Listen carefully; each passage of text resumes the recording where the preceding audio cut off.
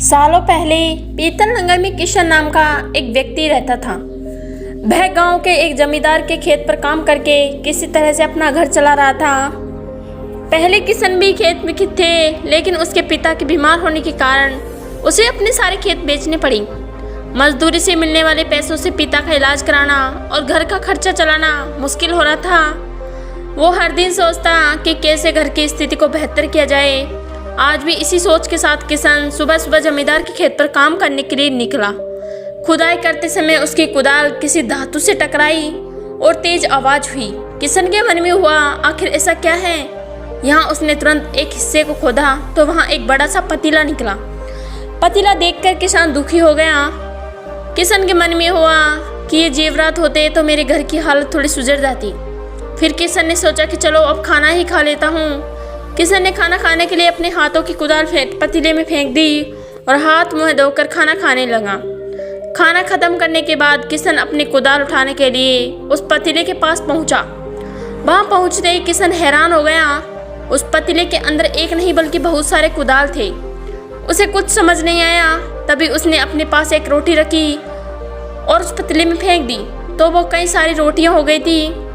यह सब देखकर किशन खुश हो गया और उस जादुई पतीले को अपने साथ घर लेकर चला गया। वो हर दिन उस बर्तन में अपने कुछ औजार डालता और वो ज़्यादा होता जाता। एक दिन वह किशन अमीर बन गया था और अपने पिता का इलाज भी करवाया। एक दिन उसने बहुत सारे गहने खरीदे, इसलिए वो उसने वहाँ पर उसके बहुत सारे अमीर हो गया था। और यहाँ मजदूरी भी उसने किसान के वहाँ पर मजदूरी भी छोड़ दी थी।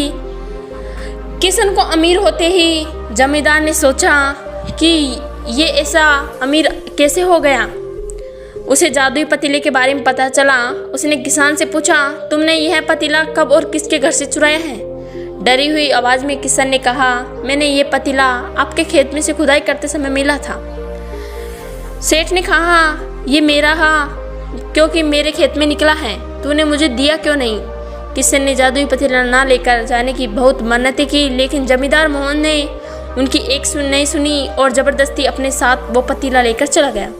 जमींदार ने किशन की तरह उसी सामान डालकर बढ़ाना शुरू किया। एक दिन जमींदार ने अपने घर में मौजूद सारे गहने एक करके उस पतीले में डाल दिए और रातों रात बहुत अमीर हो गया। एक दिन यह खबर जल्दी ही राजमहल में पहुंची तो राजा ने उस पतीले को मंगवा लिया। जादुई पतीले पहुंचते राजा आसपास मौजूद सामान को उसमें डालना शुरू कर दिया। सामान को बढ़ता देखकर राजा दंग रह गया। होते होते आखिर में राजा खुद उस पतीले के अंदर चला गया।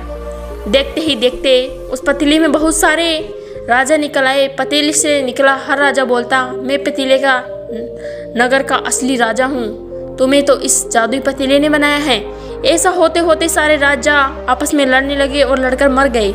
लड़ाई के दौरान जादुई पतीला भी टूट गया। जादुई पतीले के कारण राजमहल में हुई इस भयानक लड़ाई के बारे में नगर में सबको पता चला। इस बात का जानकारी मिलते ही मजदूर किशन और जमींदार मोहन ने सोचा, अच्छा हुआ हमने उस जादुई पतीले का इस्तेमाल सही किया है। उस राजा ने अपनी मूर्खता के कारण अपनी जान खो दी है।